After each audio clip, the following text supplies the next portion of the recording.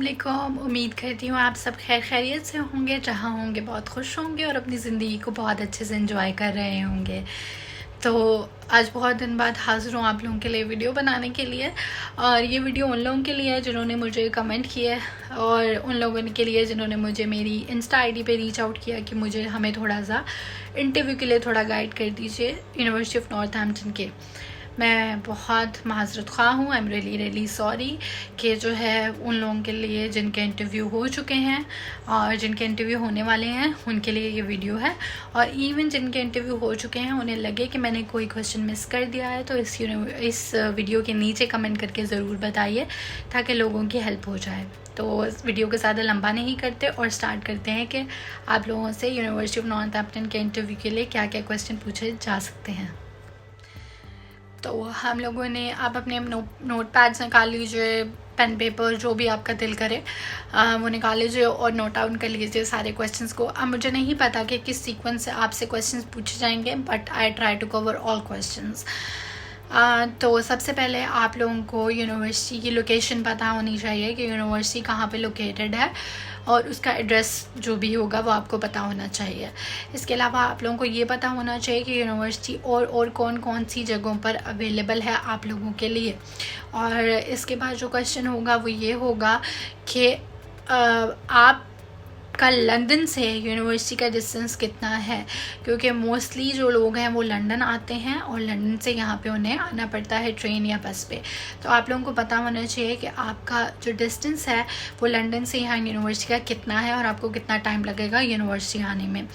Then जो मुझे लगता है क्वेश्चन इम्पॉर्टेंट भी हो सकता है वो ये कि आपने अपने फ़ंड्स कैसे अरेंज किए। अगर वो फ़ंड्स आपके अपने हैं तो आपकी सोर्स क्या है उसकी, और अगर आप बोरो कर रहे हैं तो आप किससे बोरो कर रहे हैं वो फंड्स। ठीक है।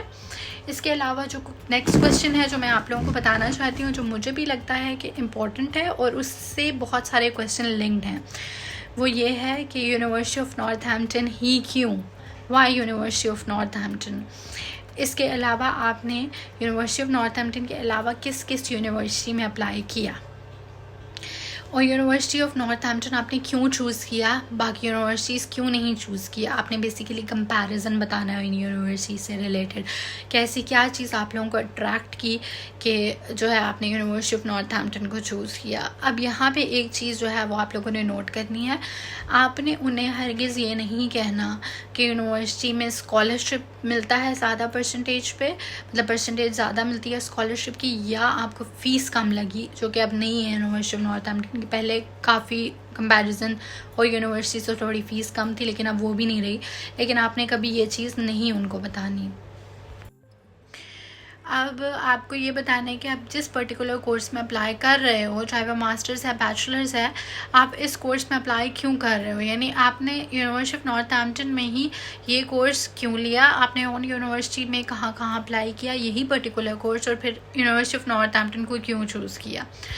और फिर आपने इसमें बताना है यहाँ पे अगर आपकी स्टडी में कोई गैप है, यानी आप अर्निंग स्टार्ट कर दी थी, कहीं जॉब स्टार्ट कर दी थी, हाउसवाइफ थे, शादी हो गई थी, कुछ भी, तो जो पर्सनल स्टेटमेंट में लिखा है वो आपको पता होना चाहिए। तो आप उसको जो है वो आप उनको बताएंगे कि आपका गैप क्यों था आपकी स्टडीज़ में, यानी आपको कोई जॉब थी तो बीच में आपने फिर इतने अरसे बाद आपने दोबारा स्टडीज़ क्यों स्टार्ट की। ठीक है। और फिर उसके बाद कि आपने वाई यूके, यानी आपने यूके क्यों चूज़ किया, आपने कनाडा, ऑस्ट्रेलिया और जगह अप्लाई किया है तो वहाँ क्यों नहीं गए और वहाँ क्यों नहीं किया अप्लाई। यहाँ पे एक चीज़ जो है वो आपने उनको ये नहीं बताना कि आप यूके सेटल होने आ रहे हैं या कोई ऐसी चीज़ कि आप यहाँ रुक जाएंगे, यानी पोस्ट ग्रेजुएट वीज़े के बाद और स्टडी के बाद आप यहाँ पे ही रुक जाएंगे, या आप उनको बिल्कुल भी ज़ाहिर नहीं होने देंगे किसी भी बात से अपनी।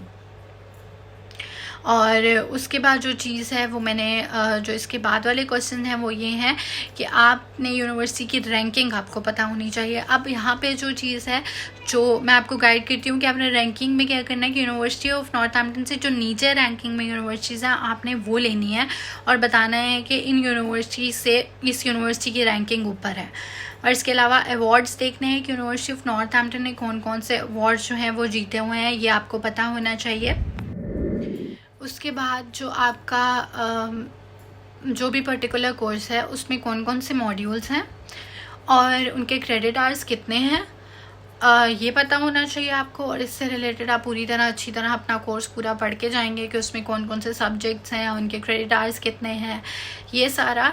और इसके अलावा आपने अगर यूनिवर्सिटी ऑफ नॉर्थहैम्पटन की अकोमोडेशन नहीं ली तो आप अकोमोडेशन कैसे अरेंज करेंगे, यानी यहाँ पे अगर कोई रिलेटिव है या आपने पहले ही से ही अकोमोडेशन का, आपको पता होना चाहिए कि आपको अकोमोडेशन का कोई प्रॉब्लम नहीं है, आपने उन्हें ये नहीं ज़ाहिर होने देना।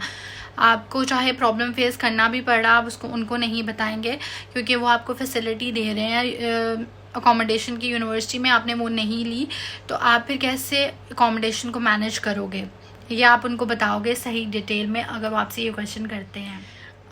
तो ये सारे क्वेश्चन है जो कि मुझे पता लगे। इसके अलावा मुझे अगर कोई क्वेश्चन ऐसा लगा कि मुझे दोबारा बताना चाहिए तो मैं ज़रूर वीडियो बना दूँगी आप लोगों के लिए, लेकिन अभी यही पर्टिकुलर क्वेश्चंस हैं आप लोगों के लिए। और मैं फिर कह रही हूँ कि अगर कोई ऐसा बंदा जिसका इंटरव्यू हो चुका है और उनको लगे कि मैंने कोई क्वेश्चन मिस कर दिया है तो डेफ़िनेटली इसके नीचे कमेंट कीजिए और लोगों की हेल्प कर दीजिए।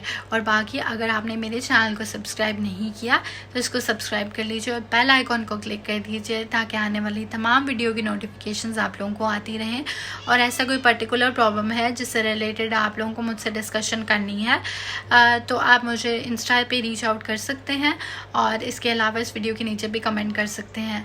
और बाकी ये है कि लास्ट चांस है डिपेंडेंट्स के आने का, तो आइए और बेस्ट ऑफ लक। और जो लोग आ चुके हैं उनके लिए भी और जो लोग नहीं आने वाले हैं उनके लिए भी बेस्ट ऑफ लक। तो मैं चलती हूँ, अल्लाह हाफिज़।